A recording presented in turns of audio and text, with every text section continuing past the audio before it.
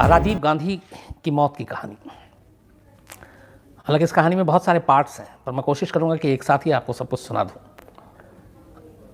हिंदुस्तान के सबसे youngest PM 40 साल की उम्र में प्रधानमंत्री बने, ये पहली चीज़ उनके साथ। दूसरी कि किसी इतनी बड़ी शख्सियत, एक इतना बड़ा जो ex prime minister of India, उसकी मौत ह्यूमन बॉम्ब से होती है, ये भी अपने दुनिया में पहला मामला था। राजीव गांधी से पहले इस तरह से किसी की मौत नहीं हुई थी। तो ये दूसरी चीज़। इलेक्शन की रैली में नेताओं की सिक्योरिटी और बाकी चीज़ें कैसी होनी चाहिए, उनकी मौत के बाद ही ये सवाल और इस चीज़ को सीरियसली लिया जाने लगा, ये तीसरी चीज़ थी। और इन सबसे बड़ी चीज़ कि आखिर राजीव गांधी की इस मौत के पीछे की वजह क्या थी। बहुत सारी चीज़ें हर जगह आपने पढ़ी होंगी, देखी होंगी, तो मैं आपको पूरी शुरू से आखिर तक समझाने और बताने की कोशिश करूँगा। इस कहानी की शुरुआत श्रीलंका से होती है। श्रीलंका एक छोटा सा देश है। भारत का अगर नक्शा देखें तो ऐसा लगता है कि वो मुल्क इंडिया को ऐसे पकड़ कर लटका हुआ है। मेरी बेटी अक्सर जब नक्शा देख के मैप यही कहती थी, इसलिए मुझे ये याद आ गया। और मैं श्रीलंका गया हूँ, मुझे बहुत खूबसूरत जगह लगी, बहुत ही हरियाली है। और सबसे अच्छी चीज़ जो लगी वो ये कि श्रीलंका में सफाई बहुत है। मतलब यूरोप के कई मुल्कों में देखा मैंने जो सफाई और क्लीननेस है, बट श्रीलंका में जब मैंने देखा तो मुझे बड़ी हैरानगी हुई कि हमसे ज़्यादा वहाँ पे साफ़ सफाई लोग उसका ख्याल रखते हैं। चाहे आप कोलंबो में हो या कैंडी में हो या फिर इधर जाफना की तरफ हो, कहीं पे भी। तो अच्छी जगह, खूबसूरत जगह है। कभी मौका मिले तो आप लोग ज़रूर घूमने जाइए, क्योंकि अब तो शांति भी है वहाँ पे। लेकिन 1987 में श्रीलंका में इस तरह के हालात नहीं थे, ना शांति थी। श्रीलंका में जब से श्रीलंका एक मुल्क के तौर पे हमारे सामने आया है, वहाँ पे दो धर्म के लोग जो है वो अक्सरियत मेजॉरिटी में है। एक सिंघली हैं और दूसरे तमिल। जो सिंघली हैं वो एक्चुअली वो लोग हैं जो बौद्ध धर्म को मानते हैं, और श्रीलंका में इनकी तादाद ज़्यादा है, ये मेजॉरिटी में। जो तमिल हैं वो हिंदू धर्म के मानने वाले हैं, इनकी तादाद कम है सिंघली के मुकाबले। तो हमेशा सिंघली का वर्चस्व रहा श्रीलंका में, और तमिल जो है वो उनको हमेशा एक दोयम दर्जे का नागरिक एक तरह से वहाँ पे समझा जाता था। और उनको तमिल को लगता था कि हमारे बहुत सारे अधिकार हैं जो हमें नहीं मिल रहे हैं। तो बरसों से चला रहा था तमिल क्या कि अपना उनको एक स्टेट चाहिए, अलग चाहिए, उनको और स्वायत्तता चाहिए। तो लड़ाई धीरे धीरे चल रही थी, बहुत सारे तमिल लीडर भी पैदा हुए। लेकिन 80 के दशक में इस लड़ाई ने तेज़ी पकड़ी, और ऐसे बहुत सारे तमिल संगठन, छोटे बड़े सब मिलाकर उन्होंने एक मूवमेंट चला दिया।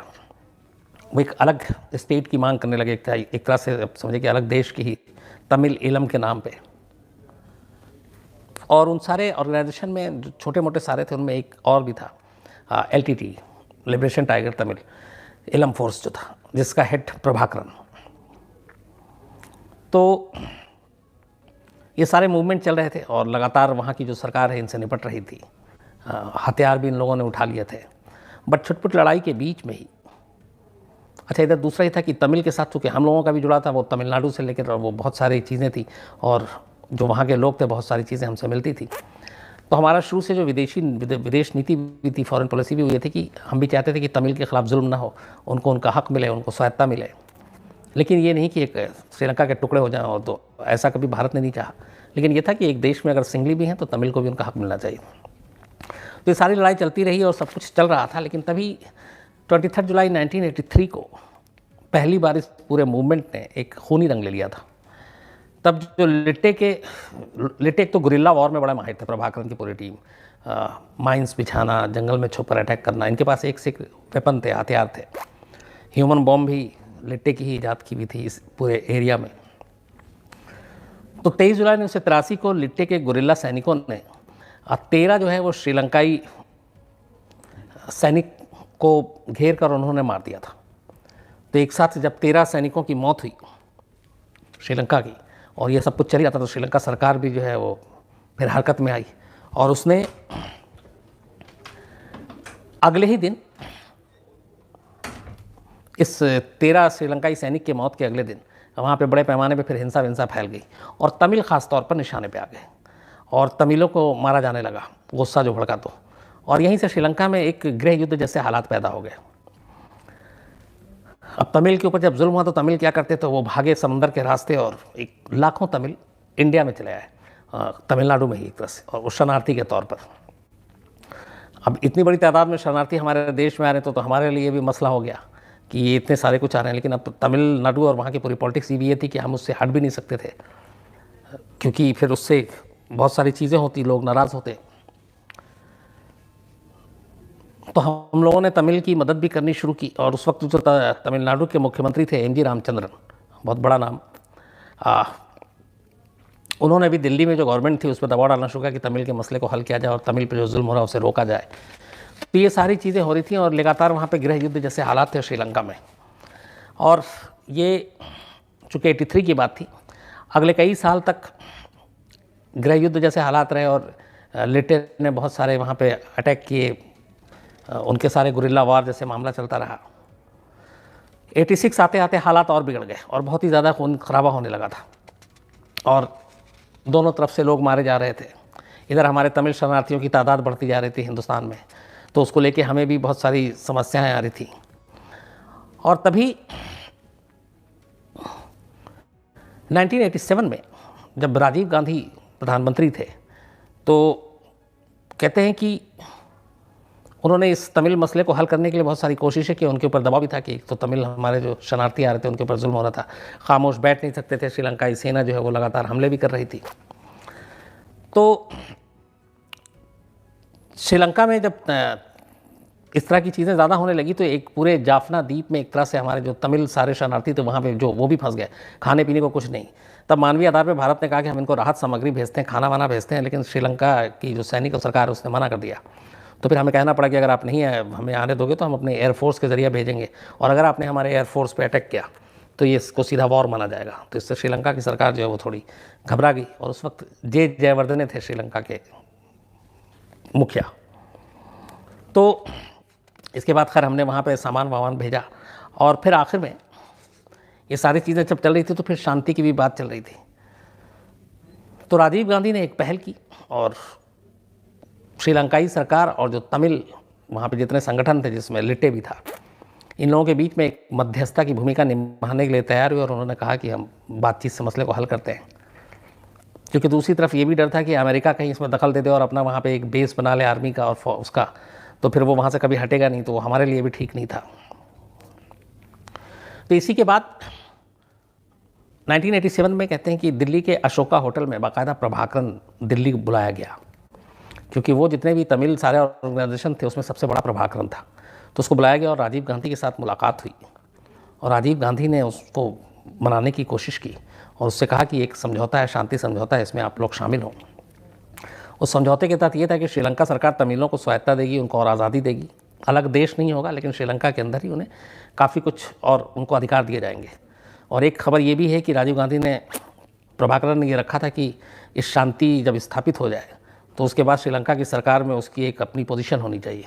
तो कहते हैं राजीव गांधी ने इसके लिए भी हामी भर दी थी, और उसके बाद प्रभाकरन वापस गया दिल्ली के अशोका होटल से मुलाकात के बाद। और फिर जुलाई 1987 में 1987 में श्रीलंका और ये जो जितने भी संगठन थे तमिल इनके बीच में एक शांति समझौता हुआ, और उसी के बाद भारत ने एक जो शांति सेना है वो श्रीलंका में भेजा, और ये तय हुआ था कि ये सेना जो है वो जितने भी वहाँ पे संगठन हैं उन सब से हथियार वापस लेगी, और उन सब के हथियार जो है वापस लेने के बाद वहाँ पे शांति स्थापित की जाएगी, और इसके बीच में कोई नहीं आएगा। तो भारतीय शांति सेना एक नया आइडिया, और इसको भेजना था श्रीलंका।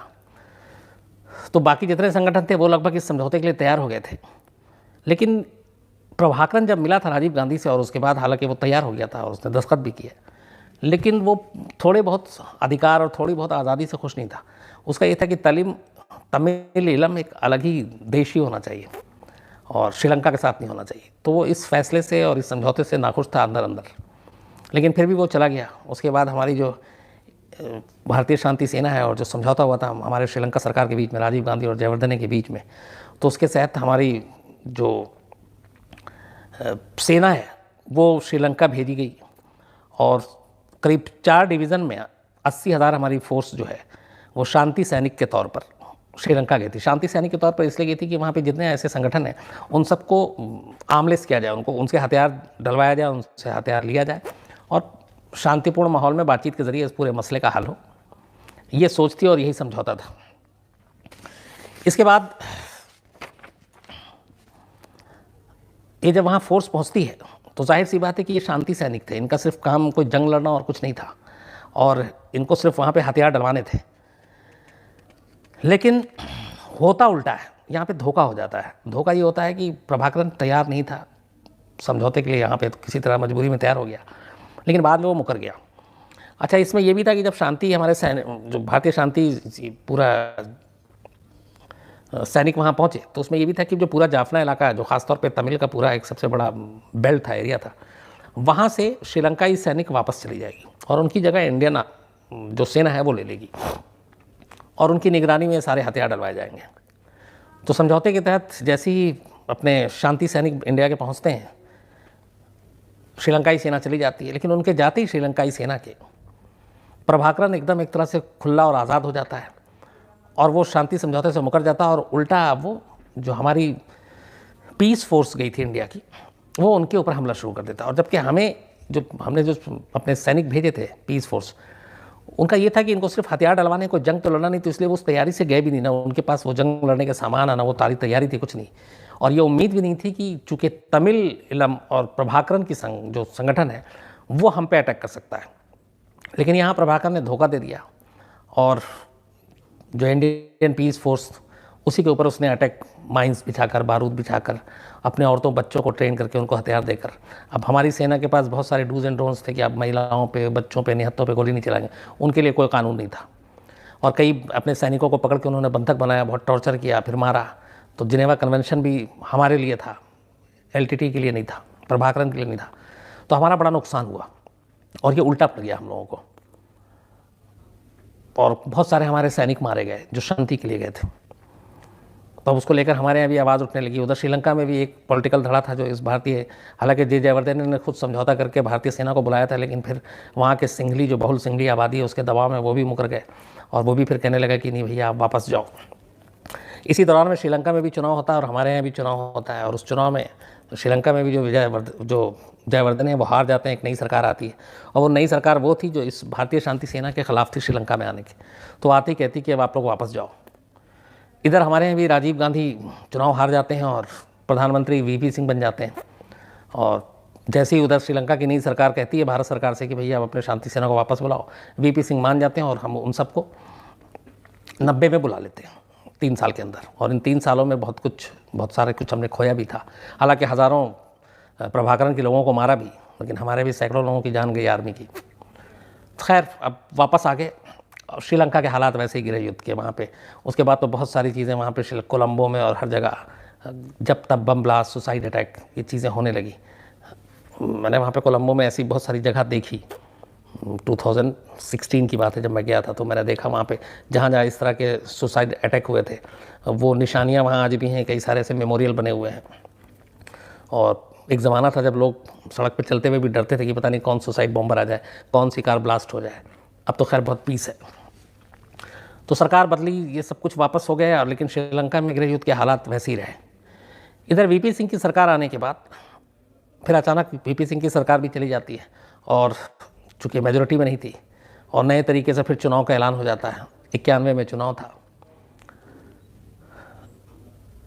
अब इस 91 के चुनाव जैसे ही डिक्लेयर होता है, उधर प्रभाकरन जो है वो राजीव गांधी को लेके कि एक तो फोर्स भेजी, दूसरा वो पूरी तरह से तमिल जो है एक आज़ाद देश बनाने में वो बीच में मदद नहीं की, और यहीं रह के कहा कि तुमको अधिकार मिलेगा। तो राजीव गांधी की इस पॉलिसी से बहुत गुस्से में था और नाखुश था। तो जैसे ही जब VP सिंह के बाद इलेक्शन डिक्लेयर हुआ तो उसे लगा कि अगर राजीव गांधी दोबारा सत्ता में आते हैं तो वो फिर से फोर्स भेजेंगे श्रीलंका में। और चूंकि उसने ऑलरेडी डिच किया था, धोखा दिया था, हमारी फोर्स पे उसने अटैक किया जबकि समझौता किया था। और जो ये भी कहते हैं कि प्रभाकरन और LTT की हम लोगों ने बहुत मदद की थी शुरुआत में, क्योंकि बहुत सारे ऐसे तमिलनाडु के थे जो वहाँ पे शामिल हुए थे जाकर, तो हमारे पीठ पीछे छुरा भी घोंपा था। तो अब उसे ये लगा कि अगर दोबारा राजीव गांधी सत्ता में आते हैं तो फिर ये LTTA के ख़िलाफ़ होगा। तो प्रभाकरन को ये डर था, तो इसीलिए वो चाहता नहीं था कि राजीव गांधी दोबारा प्रधानमंत्री बने और सत्ता में आए। तो उसने कहा क्यों ना राजीव गांधी को रास्ते से हटा दिया जाए ताकि ये नौबत ही ना आए। और इसीलिए उसने प्लानिंग बनानी शुरू की राजीव गांधी के कत्ल की। लेकिन ये प्लानिंग ऐसी थी कि मतलब उसके ख़ास 4 लोगों के अलावा किसी को मालूम नहीं था। और कहते हैं जो इस पर सारी इन्वेस्टिगेशन जांच हुई, पूछताछ हुई, जो बहुत सारे लोग पकड़े गए थे। 1990 के एंड में, 1990 के आखिर के महीनों में जाफना के जंगल में राजीव गांधी के कत्ल की प्लानिंग बनी थी। और उस पूरी प्लानिंग में प्रभाकरन के अलावा सिर्फ 4 लोग शामिल थे। उनमें से एक का नाम था बेबी सुब्रमण्यम। ये लिट्टे का जो एलटीटी का है उसका ऑडियो लॉग था। और हमलावरों के लिए जो ठिकाना जो राजीव गांधी को मारने जा रहे हैं उनके लिए कहाँ पे उनको रुकना है, कहाँ कैसे रहना है, उस पूरे ठिकाने का इंचार्ज इसको बनाया गया था, ढूंढने का और रखने का। दूसरा था मुथु राजा इस मीटिंग में। ये प्रभाकरन का बेहद ख़ास आदमी था। हमलावरों तक कैसे कम्युनिकेशन होगा और उनके पैसे कैसे पहुंचेंगे उन तक सारी जिम्मेदारी इसको दी गई थी। पहले को ठिकाना, दूसरे को पैसे और सारा संचार माध्यम। तीसरा था मुरुगन।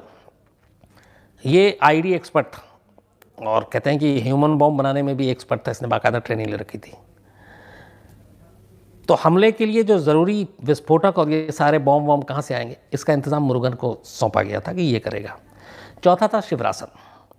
ये एलटीटीए का बहुत कहते हैं कि बहुत ही होनहार जासूस था और ये भी ब्लास्ट और आईडी का एक्सपर्ट था। और जो शिवरासन को खास जिम्मेदारी दी गई थी वो इसकी पूरी राजीव गांधी के मर्डर की प्लानिंग की जिम्मेदारी भी दी गई थी कि पूरी प्लानिंग, साजिश कैसे होगा, क्या होगा, कब होगा, कहाँ होगा, ये आखिरी फैसला शिवरासन को लेना था। तो ये 4 लोग थे, बेबी सुब्रमण्यम, मुथु राजा, मुरुगन और शिवरासन। 1990 के आखिर में जाफना के जंगल में राजीव गांधी के कत्ल की पहली बार मीटिंग होती है और वहाँ यह डिसाइड होता है। इसके बाद ये चारों फिर अलग अलग वक्त में तमिलनाडु पहुँचते हैं और उसके बाद वहाँ पे ये अपना एक नेटवर्क तैयार करना शुरू करते हैं, लोगों को ढूंढना शुरू करते हैं कि कौन कहाँ क्या करेगा। और इसी दौरान में इनको कुछ लोगों की ज़रूरत थी और उन लोगों को ढूंढने के लिए ये अलग अलग जगह पे जाते और ढूंढते। और सबसे अजीब बात थी जो पूरी जांच में पता चली वो ये था कि जब प्लानिंग हुई कि राजीव गांधी को मारना कैसे है, तो उसमें यह था कि वो ह्यूमन बॉम्ब का इस्तेमाल होगा। लेकिन ह्यूमन बॉम्ब कौन होगा ये इस मीटिंग में डिसाइड नहीं हुआ था। इन चारों को जिम्मेदारी दी गई थी कि अपने अपने हिसाब से तुम लोग तय करना। और ये चारों जब पहुँच, इनका ये था कि तमिलनाडु में ही हम जो भी, चूँकि उस दौर में जो श्रीलंका में चल रहा था उसमें एलटीटी के बड़े सॉलिड सपोर्ट तमिलनाडु से भी था, उनके बहुत सारे जो फॉलोअर्स थे वहाँ भी थे। तो ये था कि कोई भी इसमें आसानी से तैयार हो जाएगा, लेकिन उसमें एक रिस्क ये भी था कि अगर भरोसे का ना हुआ तो मामला लीक भी हो सकता है। तो इन्होंने सारी कोशिश की और वहाँ पे एक पोरूर जगह है जहाँ पे एक घर लिया गया, उस घर में ये लोग ठहरे और फिर इनसे जुड़े हुए तमाम एक एक करके लोगों को शामिल करना शुरू किया गया। प्लानिंग शुरू हुई, लेकिन वक्त बीतता जा रहा था, ह्यूमन बॉम्ब कौन बनेगा ये अभी तक तय नहीं हुआ था, कोई मिल नहीं रहा था। तो आखिर में इसको लेकर एक कन्फ्यूज़न था। तो शिवरासन को चूंकि जिम्मेदारी दी गई थी पूरे साजिश की, तो कहते हैं कि शिवरासन फिर 91 के शुरू में वापस जाफना जाता है तमिलनाडु से और प्रभाकरन से मिलता और कहता है कि बाकी तो सब ठीक है, हमारी पूरी तैयारी चल रही है, लेकिन मानव बम कौन बनेगा वो हमें नहीं मिल रहा, तमिलनाडु में कोई है नहीं वो जो भरोसे का, जिस पर हम ट्रस्ट कर सकें। तब कहते हैं कि प्रभाकरन ने, शिवरासन की ही चचेरी बहनें थी, तो शिवरासन पे इतना ट्रस्ट था प्रभाकरन को कि वो आँख बंद करके बिलीव करता था। धनु और शुभा ये 2 चचेरी बहन थी और शिवरासन की जो इसको इस पूरे प्लानिंग को अमल में लाने की जिम्मेदारी दी थी प्रभाकरन ने। तो शिवरासन से कहता है कि तुम तमिलनाडु से नहीं बल्कि यहीं से ले जाओ, और उन्हीं की शिवरासन की 2 चचेरी बहनों का वो चुनाव करता है, एक धनु का और एक शुभा का, और कहता है कि इन्हीं में से किसी एक को तुम मतलब मिशन पर लगाओ। तो शिवरासन अपने बॉस का ऑर्डर सुन के इन दोनों को साथ लेके फिर वापस तमिलनाडु आता है। तमिलनाडु आने के बाद ये लोग अपनी पूरी तैयारी करते हैं RDX से लेके बॉम्ब और वो बेल्ट वाला बॉम्ब बनाने की, चूँकि ह्यूमन बॉम्ब था तो वो सारी चीज़ें काम चलता रहता है। इस बीच में राजीव गांधी के सारे दौरे और चुनाव की रैलियाँ शुरू हो गई थी, वो सारी चीज़ों पर इन लोगों की नज़र थी। तो इन्होंने ये तय किया जो पहली चीज़ कि राजीव गांधी के ऊपर हमला जो है वो किसी चुनावी रैली में ही करेंगे। उसकी एक वजह ये है कि चुनावी रैली में भीड़ के बीच नेता बहुत आसानी से पहुंच जाते हैं और लोग भी नेता तक आसानी से पहुंच जाते हैं, हाथ मिलाने, फूल देने, शॉल उड़ाने के बहाने पे। तो ये था कि तमिलनाडु में भी राजीव गांधी आएंगे चुनावी रैली के लिए, लेकिन ये कि राजीव गांधी के करीब तक पहुँच के कैसे ये काम होगा उसके लिए पहले कुछ रिहर्सल करना था। 12 मई 1991 को शिवरासन जो है वो, अच्छा ये जो शिवरासन धनु और शुभा को ले गया तो उसमें फिर फाइनल ये हुआ कि धनु ही वो ह्यूमन बॉम्ब बनेगी, सारी चीज़ें देखने के बाद। तो धनु को 12 मई 1991 को तमिलनाडु में पूर्व प्रधानमंत्री वीपी सिंह की एक चुनावी रैली थी और वो उस रैली में ले गया और उस रैली में उसने ये देखा कि कैसे, मान लीजिए कि वो वीपी सिंह राजीव गांधी तो उनके करीब तक कैसे पहुंचा जा सकता है। बाकायदा रेकी की रिहर्सल किया और धनु को वहाँ तक ले गया और वो बिल्कुल वीपी सिंह के पास तक पहुँचने में कामयाब रहा। सब कुछ सेम था, सिर्फ एक चीज़ नहीं थी, वो ये थी कि उस दिन बॉम्ब नहीं पहना था धनु ने, क्योंकि उसे सिर्फ रेकी करना था। पहला उनका रिहर्सल कामयाब हो गया।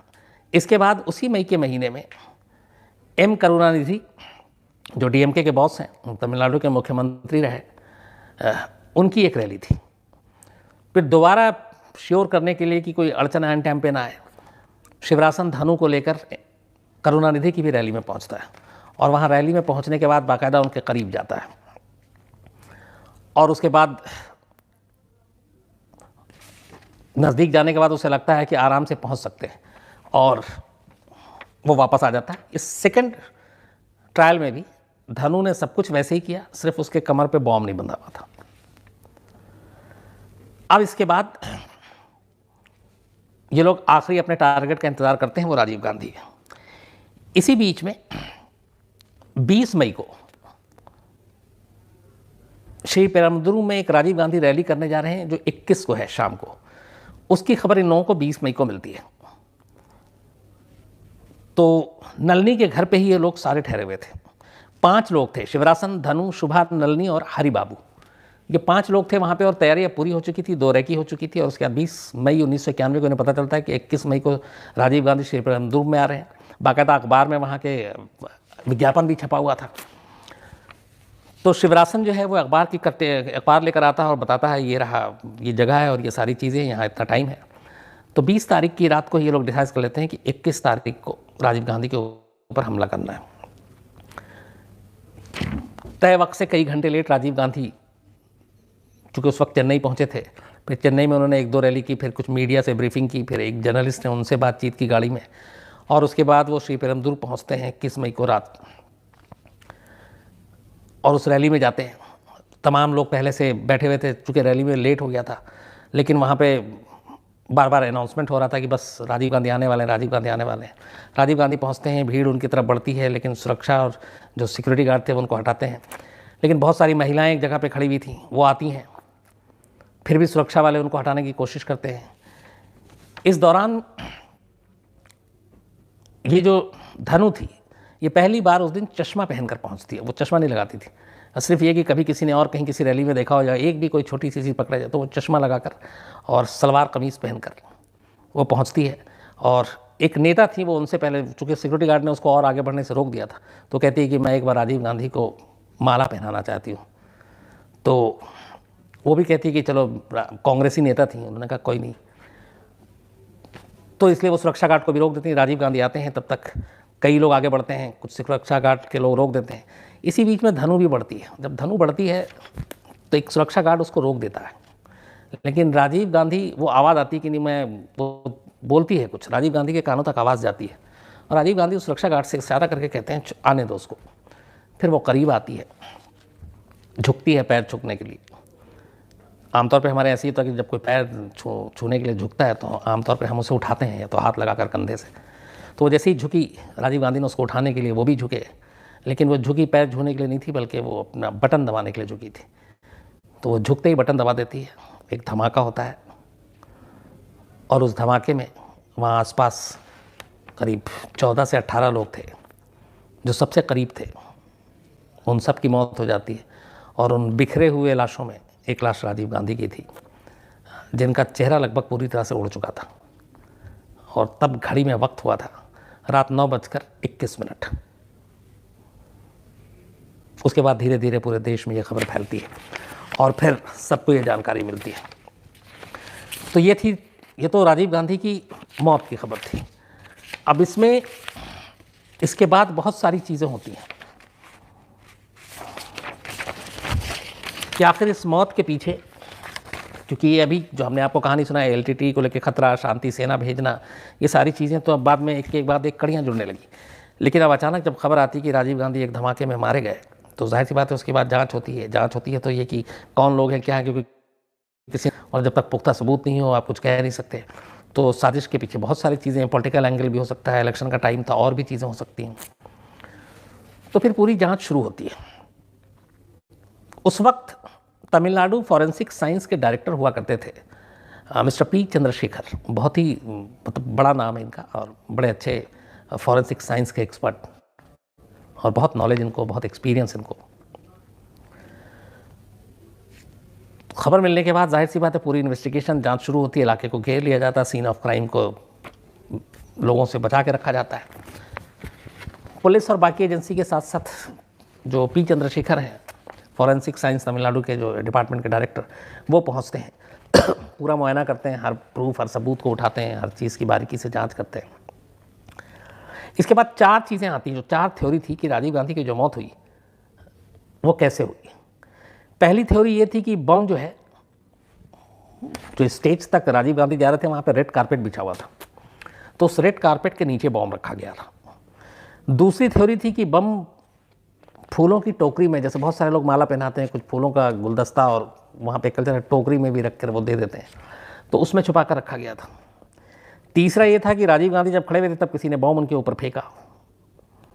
चौथा ये था कि एक ऐसी माला जिसमें बम को छुपा के रखेंगे, तो वो माला पहनाएगी और उसके बाद उनकी मौत होगी। लेकिन जब पूरी जांच की चंद्रशेखर साहब ने, जो हेड थे फॉरेंसिक के, तो एक एक करके वो थ्योरी को नकारते गए। उनका ये था कि अगर किसी टोकरी में बम रखा होता तो वो कई जगह से टूटा होता, और उस मतलब धज्जियाँ उड़ी होती उस टोकरी की। इसके अलावा अगर रेड कारपेट के नीचे होता तो कारपेट के नीचे बहुत गड्ढा हो चुका होता, और ज़मीन के अंदर काफ़ी बड़ा वो होता, तो वहाँ पे ऐसा कुछ मिला नहीं। बॉम्ब फेंकने की जहाँ तक बात थी, तो वो ऐसे कोई सबूत और कोई चीज़ नहीं मिली, क्योंकि बॉम्ब फेंकने के लिए फिर ये था कि जो बाकी के आसपास में जो लोग जिस वजह से मरे, तो वो उनकी मौत ना होती, सिर्फ राजीव गांधी के ऊपर होती, और उनके आसपास 2-4 लोग और जो होते वह ऐसा नहीं होता, तो उनकी नहीं होती।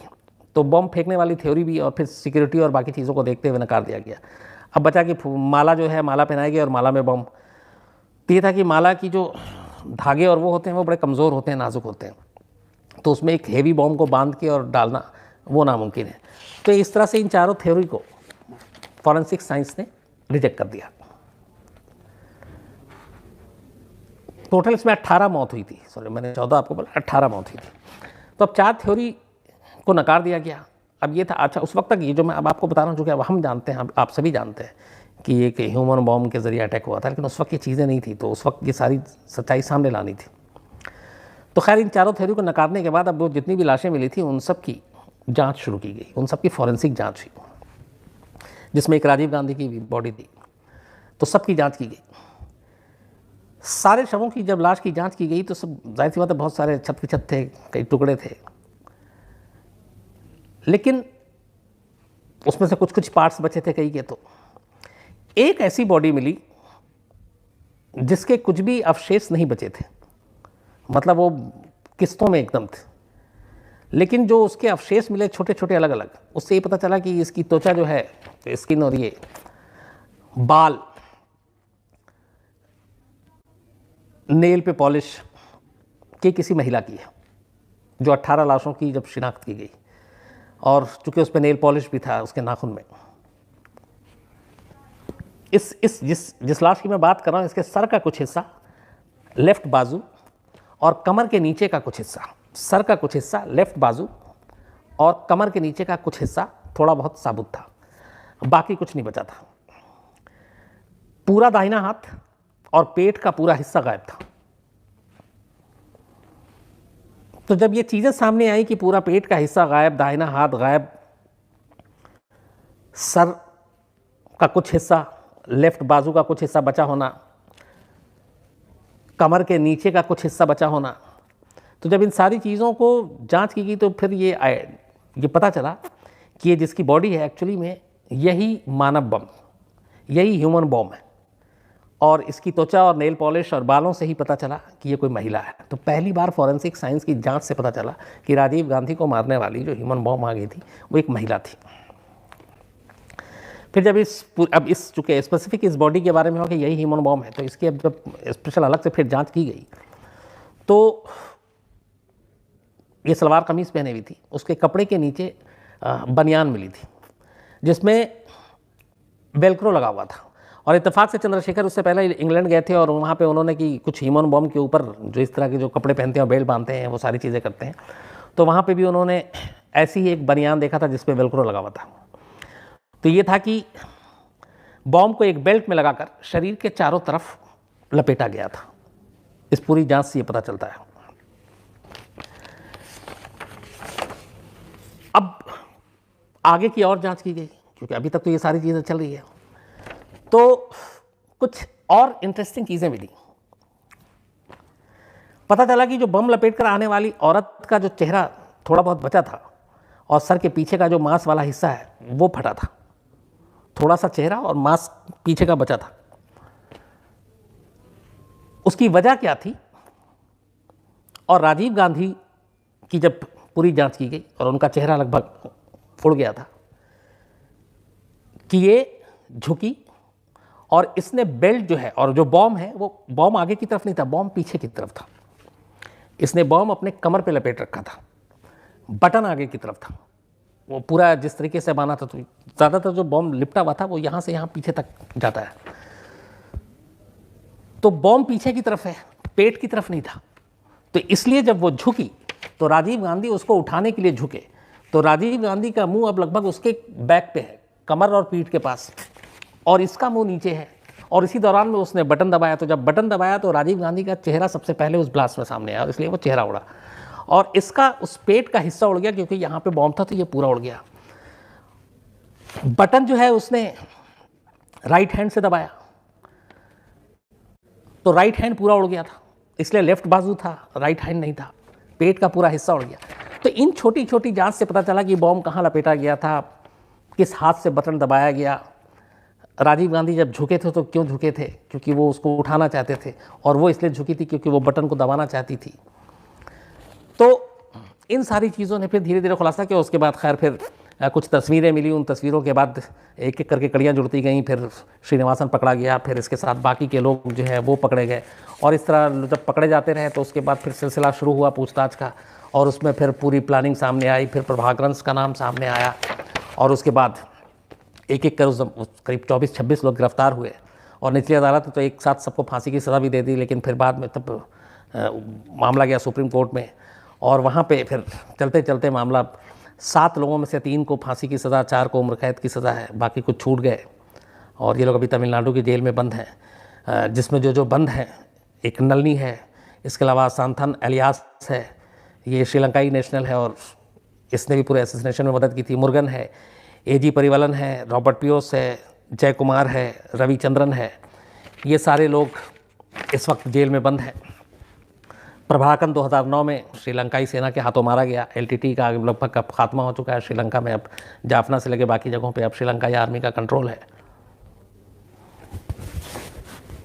लेकिन कुल मिलाकर इसमें जो पूरी चीज़, अगर मैं सबको पूरी बातें आपको बताने के बाद एक लाइन में वो कहूँ तो ये था कि राजीव गांधी ने एक बड़ी अच्छी, जो भी एक्सपर्ट हैं उनका कहना है कि श्रीलंका में शांति के लिए एक अच्छी कोशिश की थी, शांति सेना भेजकर तमिलों के हित के लिए, उनके अधिकार के लिए, कि उनको आप, उन्होंने ये भी नहीं कहा कि आप इनको आज़ाद मुल्क दो, बल्कि आप उसी श्रीलंका में रहकर। लेकिन इसके बदले में धोखा मिला, और धोखा प्रभाकरन ने दिया, और प्रभाकरन को ये डर था कि राजीव गांधी सत्ता में वापस लौटेंगे तो फिर ऐसे ही होगा, और इस डर की वजह से उसने राजीव गांधी को रास्ते से हटाने की कोशिश की।